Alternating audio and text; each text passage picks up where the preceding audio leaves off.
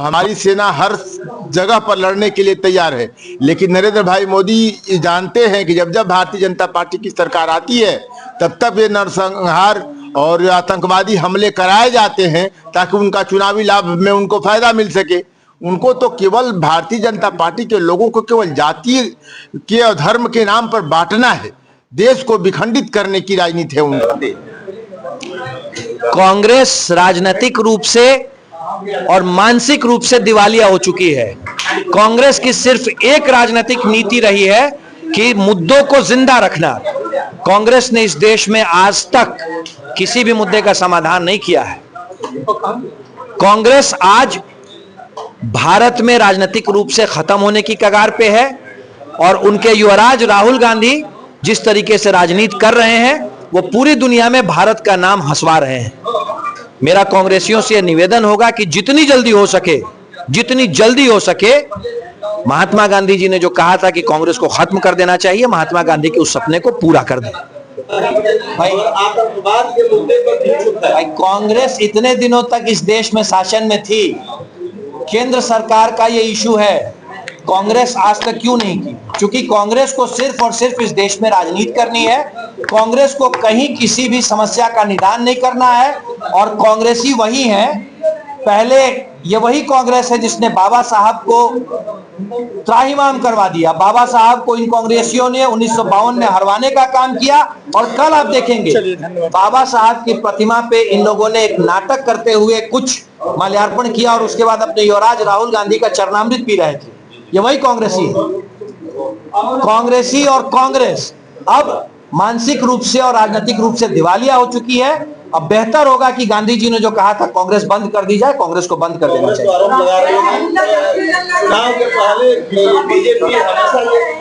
पहली बार जनगणना हो रही है अब जब हम सत्ता में हैं।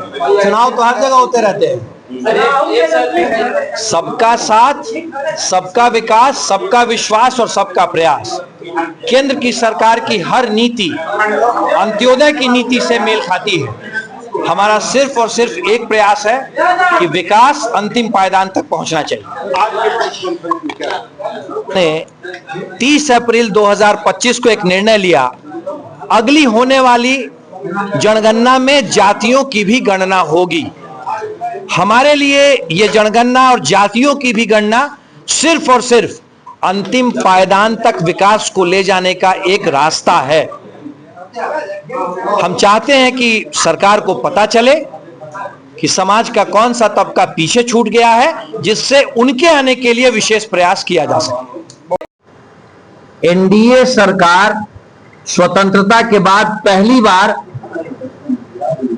केंद्र में है जब जनगणना हो रही है और उस जनगणना में एनडीए ने अपनी सामाजिक प्रतिबद्धता दिखाते हुए जनगणना के साथ जातियों की भी गणना का निर्णय ले लिया है।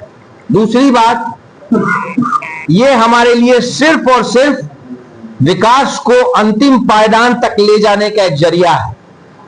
माननीय नरेंद्र मोदी जी के नेतृत्व वाली इस देश की एनडीए सरकार ने इसके पहले भी ऐसे निर्णय लिए हैं।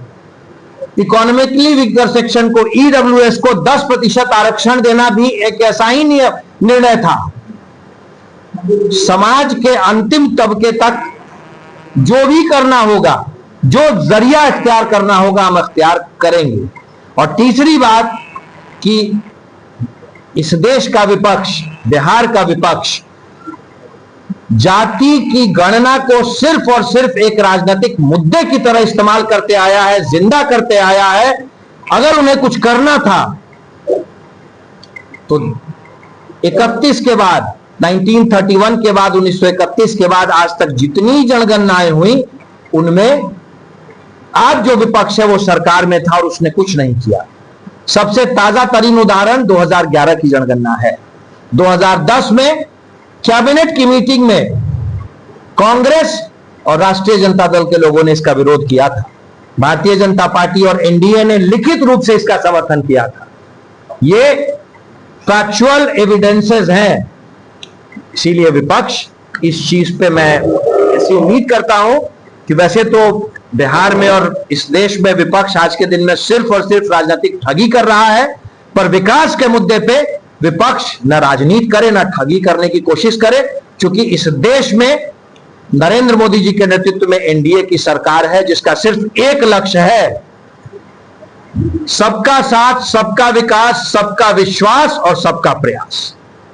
बहुत सरकार में रहते हुए हमारी मंशा ये स्पष्ट आप सबों के सामने होगी। जिस बिहार को आप लोगों ने 2005 से पहले देखा होगा और जो बिहार में आज हम बैठे हुए हैं, उस बिहार के बदलाव के विषय में तो कहीं कोई अतिशयोक्ति नहीं है।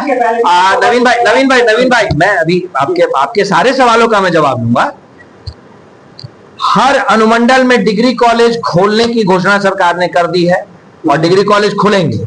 आपने खुद बताया कि आईसीयू यहां चलंत किया गया। डॉक्टर, चिकित्सक किसी कारण से आपके अनुसार चिकित्सक नहीं है। हमारी मंशा, नवीन जी हमारी मंशा है कि आपका बक्सर का रेफरल अस्पताल राज्य स्तरीय हो, राष्ट्रीय स्तरीय हो, विश्व स्तरीय हो। हम अपनी मंशा में लगे हुए हैं। जिन कारणों से यहां चिकित्सक नहीं है आपने मुझे बताया है, मैं इस पे बात करूंगा। आईसीयू आप ही ने बताया ना, आप लोगों ने बताया, मैं तो बाहर से आया हूं। आईसीयू खुला, सरकार ने अस्पताल बनाया, सरकार सड़क बना रही है। हम महाविद्यालय, चूंकि महाविद्यालय कम है, ये पूरे बिहार में ये बातें हैं, महाविद्यालय बनाने जा रहे हैं। हमारे हाथ में सरकार की मंशा पे कोई सवाल हो तो आप बताएं।